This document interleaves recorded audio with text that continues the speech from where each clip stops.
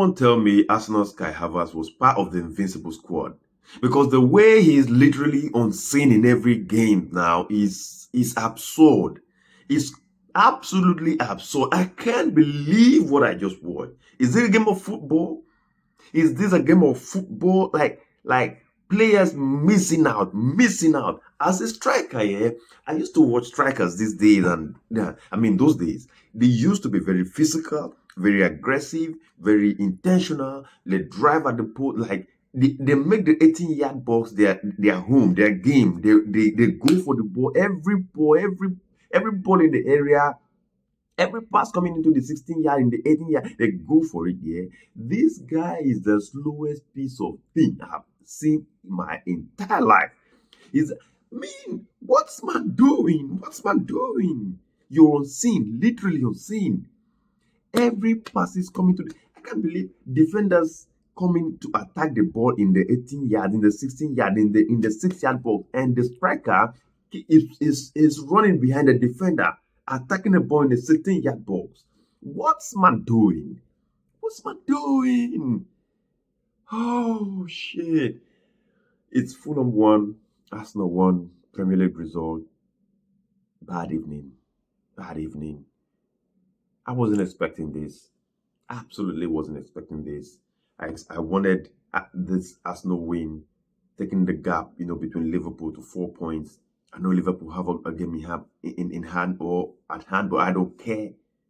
But I needed that gap closed down to 4 points. That mentality, that mental disorder I was definitely going to give to Liverpool. And what did man do? Went down to, oh my God. Man went down to Craven Cottage and bowled rubbish. I know we're missing players. Gabriel wasn't there. We had Partey playing right back. And so what? And so what? And so what? I don't think we were really bad defensively, except, that goal. That goal was unexpected. It happens. But then that should not be the reason why we do not win the game. That should not be the reason why Arsenal doesn't win the game. What's man talking about? Oh, it's frustrating. Like, it's frustrating. I think defense, we were right. Goalkeeping, of course, our goalkeeper had nothing to do. Midfield, yeah. Odegaard was it was obvious. It was really obvious that Odegaard wasn't feeling too all right. He was kind of limping at some stages, and he was getting fouled time after time. Okay, fine. And Declan Rice was there. His presence was shown. Jorginho did his thing. I don't think about the team selection was a problem for me. Like, I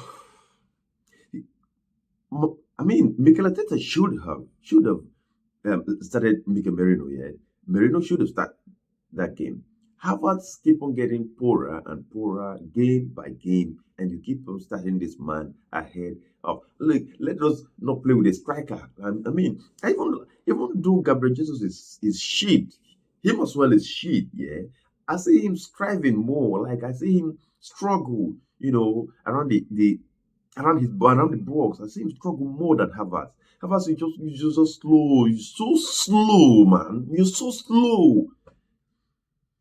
Oh, damn it. It's 1-1.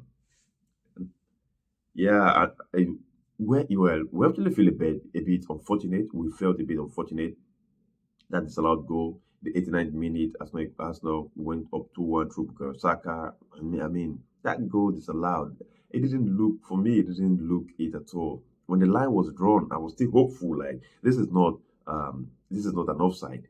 I mean, disallowing that goal was really, really mad. And I mean, we couldn't do enough. The Fulham players kept on frustrating, the play, and the game ended. Like, the game ended 1-1. What do we have to do? I mean, we had enough attempts. Like, I think we had 12 attempts. 6 corners, and again scoring from corner. I don't have any problems scoring from the corners at all. I don't care what anyone say, corner FC or whatever. That's not my problem. It's our game, and I would always want it day after day. If we can continue building up on that. I know people would like to start turning. I mean, start turning against Arteta, play corner goals and stuff like. I don't care. I don't care. Keep on doing what you're doing, but then the play. I think our striker was unanimous. The our striker was invincible. He was unseen. He was always chasing shadows, always running behind defenders. You should be chasing down defenders. Like defenders should be chasing you down. Not you running behind defenders. He was running behind every ball in the area. He was always fine behind the Fulham defenders. You should be going attacking the ball ahead of the defenders and not you running behind every crosses that come into the box. Come on. Like now I'm fed up. I'm fed up. New striker or nothing else. New striker or nothing else. And there are only two strikers. They are, I mean, Victor Gyökeres is the one for me. For me, is the number one. But if that's going to prove any difficult in January, if anything is going to stop Victor Gyökeres from coming in January, go for Isaac. Pay the money. Pay the money. With Isaac in that team, we can win games. Games were falling apart. We can win it. We can win it easily.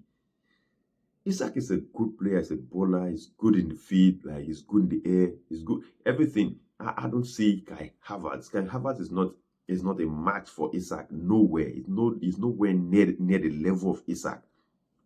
So get him in. Get him in. If Gyökeres is not going to work, get Isaac in for all I care. I mean, look at the plays, like the ball in the area, and Bukayo Saka as well was quite. I think credit to Fulham here. Fulham played really well. They played really well. Defensively, they were solid. I mean, the way they were keeping our boys, on track for all sides and everything. Like defensively, they shaped up very well and they defended well. They never cared about the attacking Arsenal, and they had the first time, the first attack, the first shot, everything was spot on, and it was a goal. So.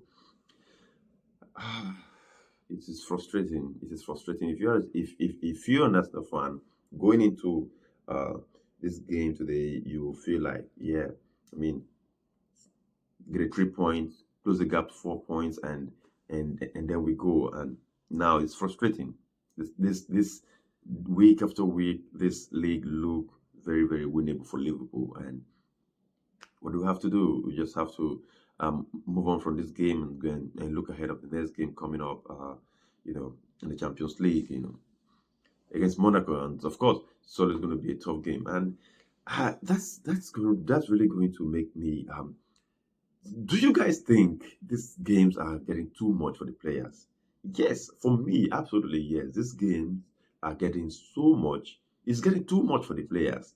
If players can be having this kind of this number of games playing every 3 days. The fitness level is poor. Fitness level is poor, and the thing is, it affects the bigger teams. It affects the bigger team because the bigger teams will go out, they play more competitions in it, and then when they come back, the next 3 games to play, these other teams, they are a bit more energized, and they go for the game more, and that's exactly what happened. You see Manchester City losing points to Crystal Palace. You see Manchester United, falling away again, to Nottingham Forest. You see Arsenal, of course, dropping points to Fulham. It's not strange. It's not a coincidence. It's not a coincidence. The amount of games players are playing currently are too much. Are too much. Let me know. Let me know in the comment section what you think about the amount of games players are playing.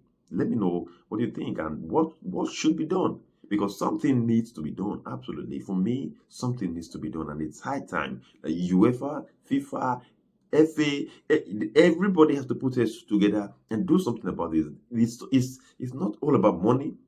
We need to be excited. We need, as football fans, we need to be excited. I mean, this is absolute garbage. It's absolute garbage for me. Yeah, the number of games has to be reduced, and we need to see our best players on the pitch every time playing. Imagine Gabriel, Calafiori, everyone, all these guys, Zinchenko, everyone, Ben White, everyone out of the team. If they're in the team, of course, we'll definitely, well, you could see results, you see performances, and if we drop a point, you find a reason why we drop a point. But this time, I don't find no reason. There's absolutely no reason. Oh, this is quite difficult to hold. But then, like I said, we move to the next game, and the next game we have, of course, against Monaco at home in the Champions League. I'll have a great game.